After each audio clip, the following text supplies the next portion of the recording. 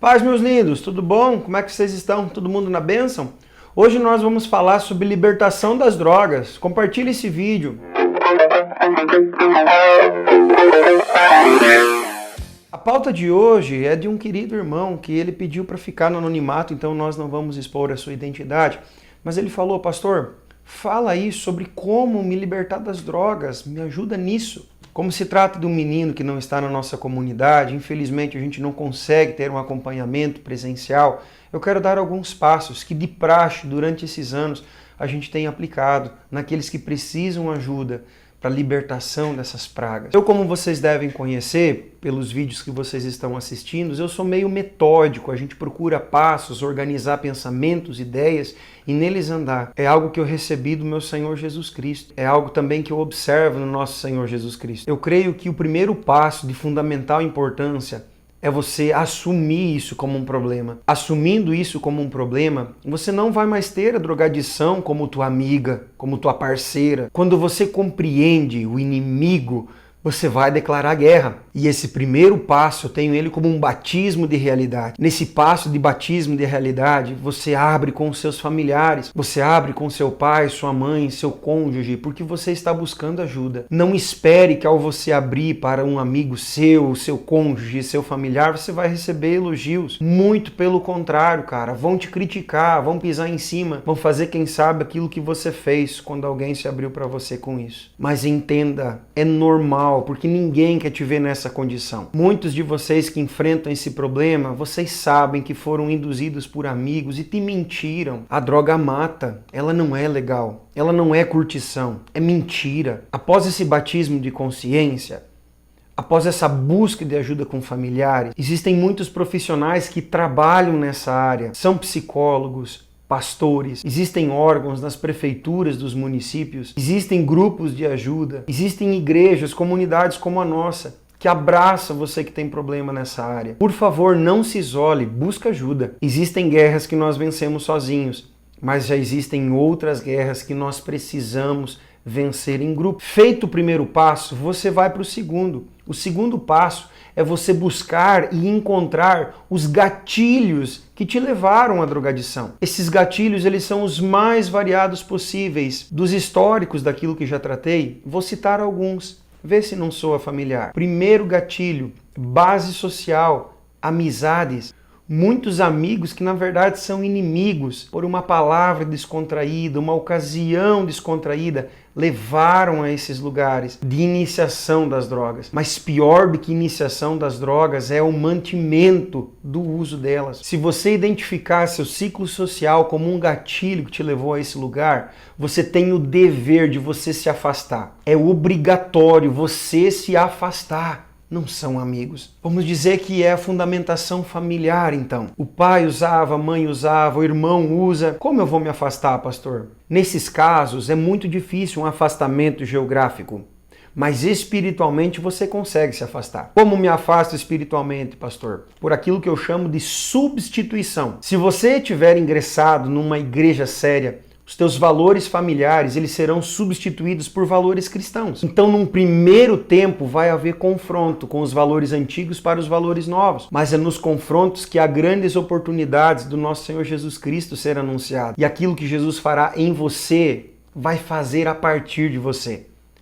Não tenha medo do confronto. Segundo gatilho, que é muito comum ainda, são as questões sentimentais. Pessoas que passaram na sua vida para desgraçar a sua vida. Então você precisa se libertar emocionalmente, sentimentalmente, porque quando alguns sentimentos afluírem, a droga vai ser um gatilho. Muitos que se irritam facilmente buscam na droga um gatilho para se tranquilizar. Outros que são covardes buscam na droga algo para os levantar. Você percebe que pesado que eu tô sendo, cara? É confronto, mano, é guerra. Mas é isso aí. Existem ainda crises existenciais, excesso de curiosidade. Procure o seu gatilho e desarme-o. Ainda há um ponto focal que precisamos observar, que é aquilo que eu chamo de ociosidade. A maioria das pessoas que reingressam no mundo das drogas, porque assim, ó, parece que não é mais é. Você colocar um ponto final e falar, chega, acabou. Esse posicionamento, ele é necessário. Mas muitos, após esse posicionamento, eles voltam atrás. E esse voltar atrás, ele é fundamentado nisso aqui, presta atenção. Ociosidade. Já dizia o ditado, ele não é bíblico, mas é verdadeiro. Cabeça vazia, oficina do diabo. Muitos, quando estão de boa, tranquilo, suave, começam a maquinar besteira. Tome cuidado com isso. Se mantenha ocupado. Eu não disse preocupado, eu disse ocupado. Trabalhe, tenha atividades laborais, faça exercício físico, vá pescar, vá nadar, vá jogar vôlei, vá jogar xadrez, aprenda um instrumento musical, faça, mas não se mantenha ocioso. Se você declarar guerra contra a ociosidade, novos ciclos sociais vão se abrir, novas amizades, nova ambientação. Existe ainda um fator que ele é muito violento. Quando a pessoa tem uma recaída. Muitos, numa recaída, não conseguem mais se erguer, porque quiseram ser tão enérgicos consigo mesmo que não conseguem se perdoar. Você precisa se perdoar. Olha que texto maravilhoso se encontra em Provérbios 24, versículo de número 16. Porque 7 vezes cairá o justo e se levantará, mas os ímpios tropeçarão no mal. Se 7 vezes você cair, levanta 8. Você declarou guerra. É normal numa guerra levar uns balaços, mas você está vivo.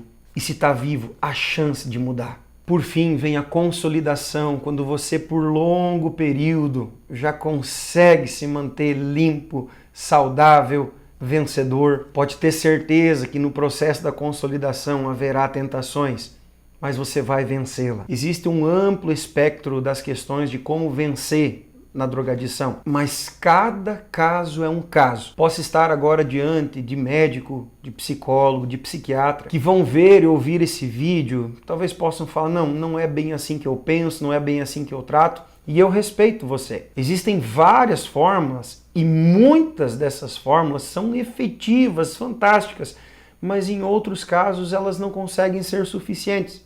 Por que disso? Há clínicas de reabilitação em cima de medicamentos, novas rotinas, há clínicas que fazem o processo de desintoxicação, ainda aqueles que com acompanhamento psiquiátrico, psicológico, conseguem identificar os gatilhos, conseguem fazer o dependente químico se encontrar e conseguem ter vitória, mas há ainda aqueles que nem a medicação, nem as questões psiquiátricas e psicológicas resolvem. Por quê? Antropologicamente, é estabelecida a dicotomia de que somos alma e corpo, psique e o corpo. Mas a palavra de Deus nos diz, lá no livro de 1 Tessalonicenses 5, a partir do versículo 23. Deixa eu ver se é isso mesmo.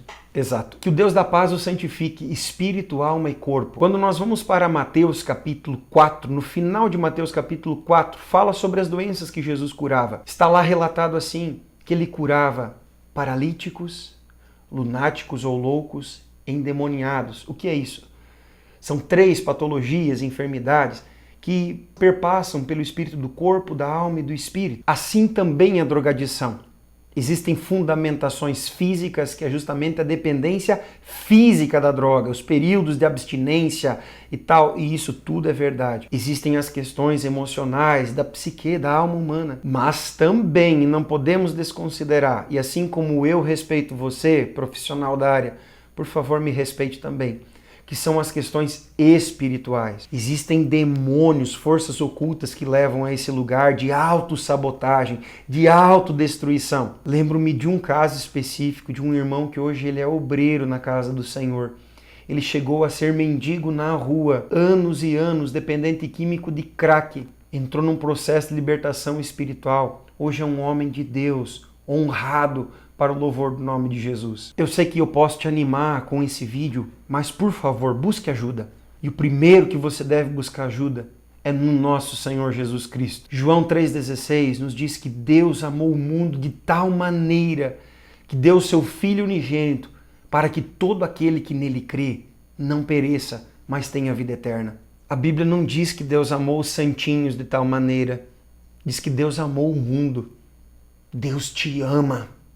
Por isso ele enviou Jesus. Pastor, Deus ama quem usa droga. Deus odeia esses artifícios que levam distante dele. Mas Deus ama o mundo, esses que estão machucados, feridos. Jesus ama você. E não agrada a ele você estar vivendo assim. Busque ajuda em Jesus. Ele vai te ajudar.